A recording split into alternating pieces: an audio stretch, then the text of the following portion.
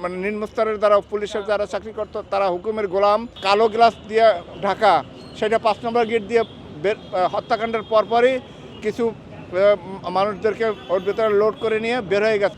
আমি মোহাম্মদ জিল্লুর রহমান, আমার বাড়ি বাগেরহাট। 2009 সালে 25শে ফেব্রুয়ারি যখন ঢাকায় বিডিআর হত্যাকাণ্ড ঘটে তখন আমার চাকরি 29 বছর। আপনারা জানেন যে আমরা ছোট্ট চাকরি করি, সামান্য বেতন পাই। আমাদের একটা আশা থাকে যে শেষ জীবনে একটা বড় পেনশন পাবো, তাই নিয়ে ছেলে মেয়ে নিয়ে সংসার নিয়ে শেষ জীবনে একটু ভালো থাকবো। 29 বছর পরে আজকে 15 বছর কি জীবনযাপন করতেছি আপনারা অনুভব করতে পারতেছেন। আমরা আজকে একটা দাবি নিয়ে আসছি যে আমাদের 18,500 বিডিআরদেরকে চাকরিচ্যুত করা হয়েছে, বিভিন্ন মেয়াদের শাস্তি দেওয়া হয়েছে।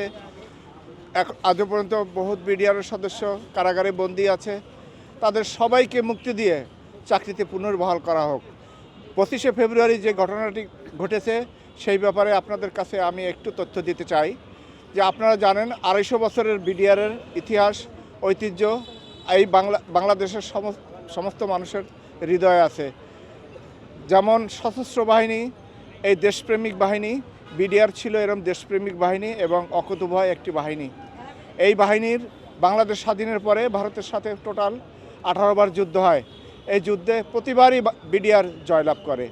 আপনারা বড়াইবাড়ি এবং পাদুয়ার যুদ্ধের কথা আপনাদের ইতিহাস মনে আছে।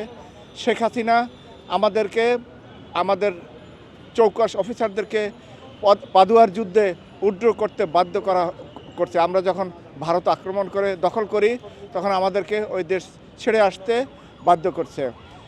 এরপরে পাদুয়ার যুদ্ধে আপনারা জানেন যে 250 মতো কমান্ডো ফোর্স তাদেরকে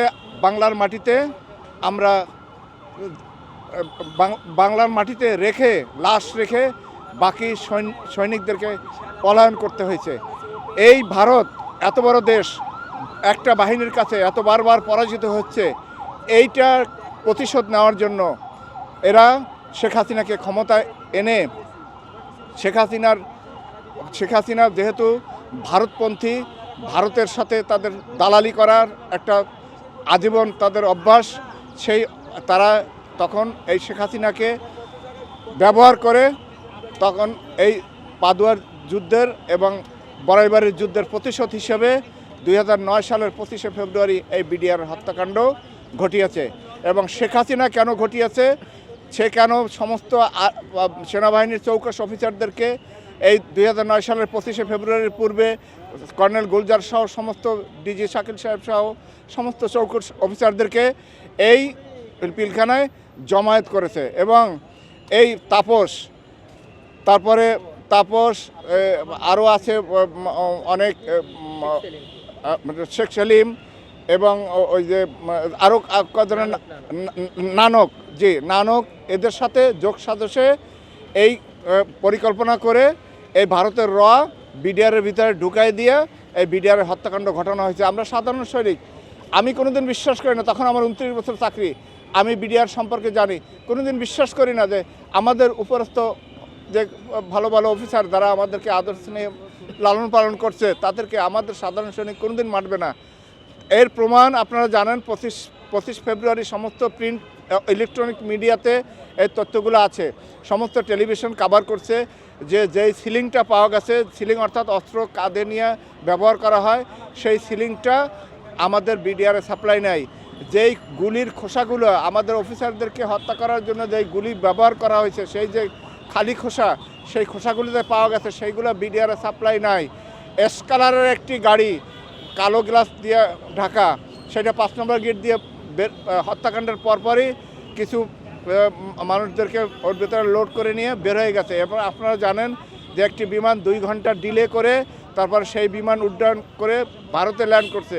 তাহলে আপনারা জানেন যে এই সমস্ত ঘটনা ইলেকট্রনিক মিডিয়াতে সাংবাদিকরা কভার করে রাখছিল সেগুলোর ইতিহাস। আমরা আজও পর্যন্ত বলতে চাচ্ছি যে আমাদের সাধারণ সৈনিক দ্বারা এই হত্যাকাণ্ড সংঘটিত হয় নাই। অতএব আমাদেরকে বলির পাঠা বানায় যেমন পুলিশের ভিতরে কিছু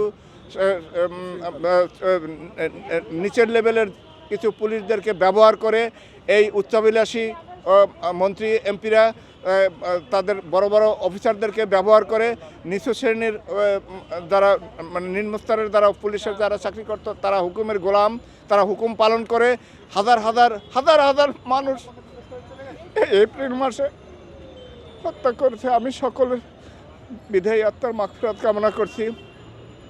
আমি সেই দিন 25শে ফেব্রুয়ারি যে 83 জন 57 জন চৌকস অফিসার সহ 83 জনকে হত্যা করা হয়, আমি সকল হত্যাকাণ্ড আজ পর্যন্ত বাংলাদেশ এই শেখ হাসিনার এই 16 বছরের শাসন আমলে যত হত্যাকাণ্ড ঘটেছে সকল হত্যাকাণ্ডের নিন্দা জানাই এবং বিচার দাবি করতেছি।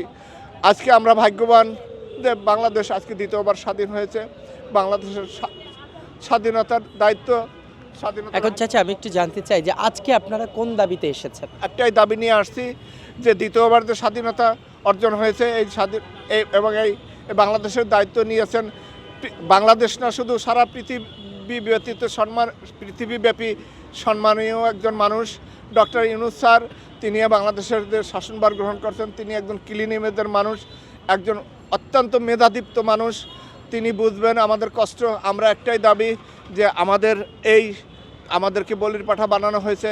আসলে মূল পরিকল্পনাকারী ভারত এবং দীর্ঘমেয়াদী শেখ হাসিনা ক্ষমতায় থাকার জন্য এই ঘটনা হয়েছে। আমাদেরকে সমস্ত দায় মুক্তি করে, সমস্ত অপরাধের দায় মুক্তি দিয়ে আমাদেরকে চাকরিতে পুনর্বহাল করে যেভাবে ছিলেন তাদেরকে সেইভাবে চাকরিতে পুনর্বহাল করা হোক, এই আমার একটাই দাবি। এবং এই হত্যাকাণ্ড বিচারের ভার আমরা এই সরকারের কাছে দিলাম এবং আমরা যারা জেলখানায় আছে সকলের মুক্তি চাচ্ছি। আজকে একটা মানুষের যদি যাবজ্জীবন হয়, সে 12 বছর কারাগারে থাকে, কিন্তু বহুত মানুষ আজকে 15 বছর ধরে জেলখানায় বন্দি, তাদের ফ্যামিলি অনেক মারা গেছে। আমি বলছি সকল মৃত্যুদের সকলের সুযোগ সুবিধা দিয়ে চাকরিতে পুনর্বহাল করে এবং যারা মৃত্যুবরণ করছে তাদেরকে সুযোগ সুবিধা দেওয়া হোক, এই একটাই দাবি আমি করতেছি। আমাদের এই 18 কোটি জনগণের। আমি তাহলে ওনার সাথে কথা বলি।